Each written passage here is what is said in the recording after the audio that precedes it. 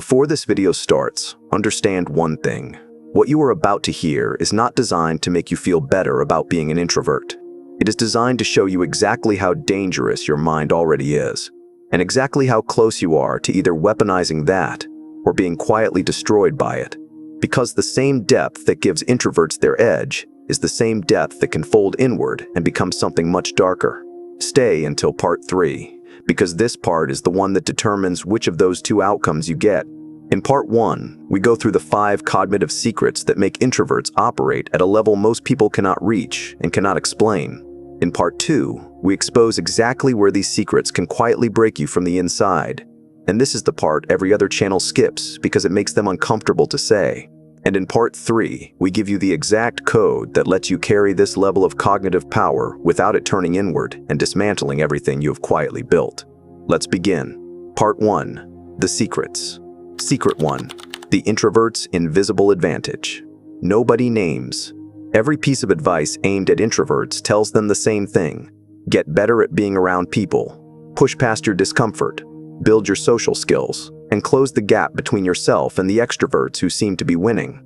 And that advice is not just incomplete. It is pointing you in the exact wrong direction. Because the introvert's deepest advantage is not hidden in social performance. It is hidden in depth of processing. Introverts, by neurological default, process external information more thoroughly and at a slower, more associative level than extroverts. This is not a personality preference. This is brain architecture. And it means that when an introvert gives their full attention to a problem, a person, or a pattern, the quality of understanding they develop is categorically different from what surface-level fast processing produces. The world rewards fast, visible, and loud. But the world is also consistently outmaneuvered by slow, invisible, and deep. The practice. Once a day, take one thing you observed. A conversation, a decision someone made, a pattern in your own behavior, and spend 10 uninterrupted minutes writing every layer of meaning you can extract from it. Do not stop at the obvious interpretation. Go 3 levels deeper every single time. This is how you train depth of processing into a precision instrument. Secret 2. Solitude is not recovery. It is laboratory. Most people treat an introvert's need for solitude as a recharge mechanism, something to tolerate, a personality quirk to manage. They are completely wrong about what it actually is. Solitude is not where introverts recover from thinking. It is where introverts do their most dangerous thinking. The research on incubation in cognitive science consistently shows that the mind's most powerful insight-generating processes do not happen during active, focused effort. They happen in the background, during quiet, during rest, during the exact condition that introverts are naturally drawn toward.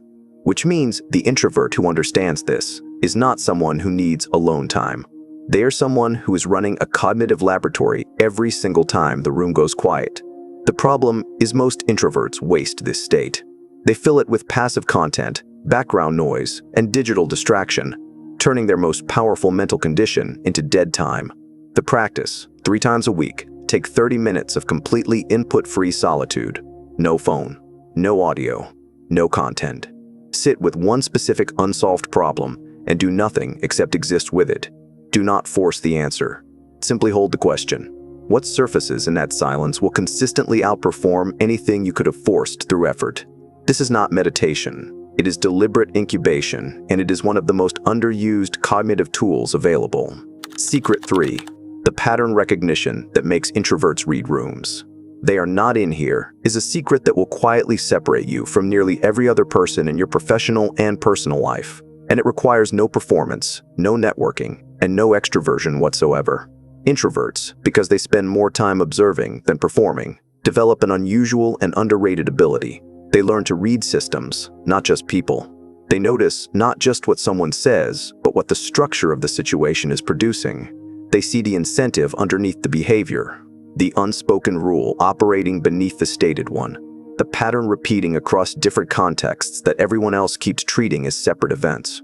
This is strategic pattern recognition, and when it is developed deliberately, it makes you able to understand why situations are unfolding the way they are, before most people have even noticed that something is unfolding. The practice. Every time you are in a situation that confuses or frustrates you, ask 3 questions. What does each person in this situation actually need? Not what they say they want. What rule or incentive is silently governing everyone's behavior?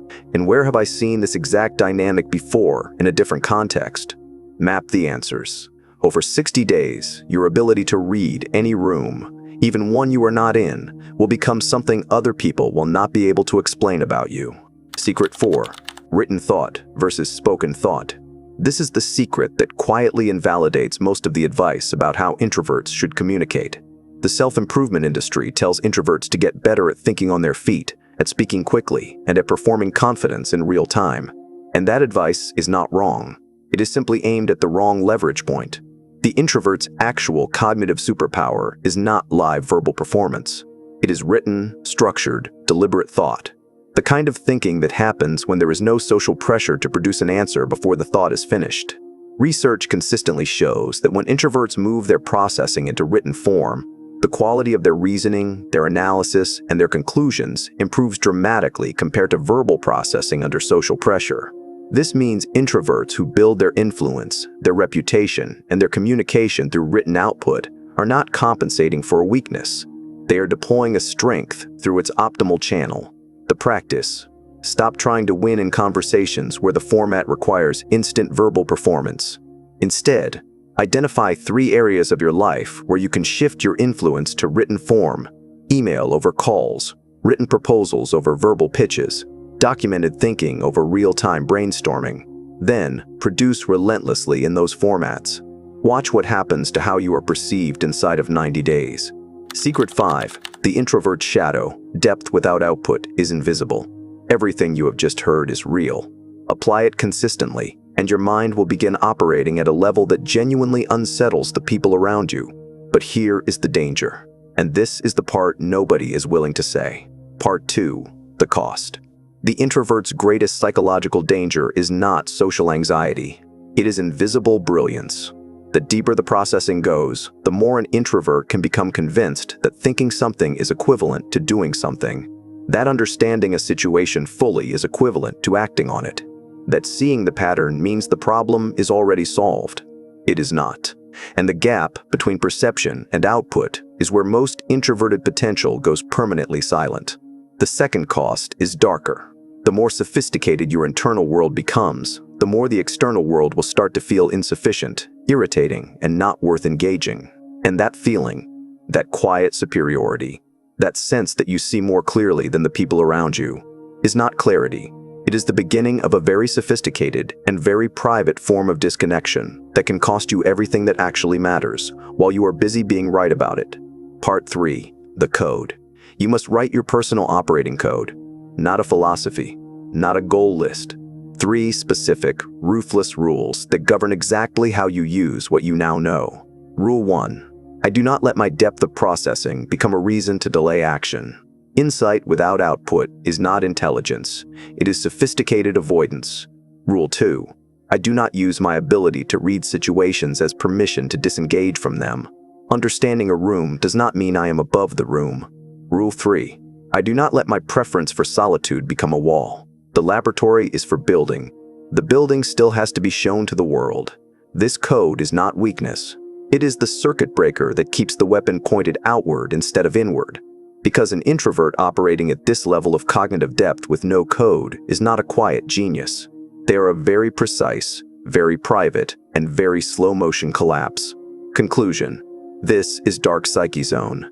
We do not give you the version of this that makes you feel validated for 10 minutes.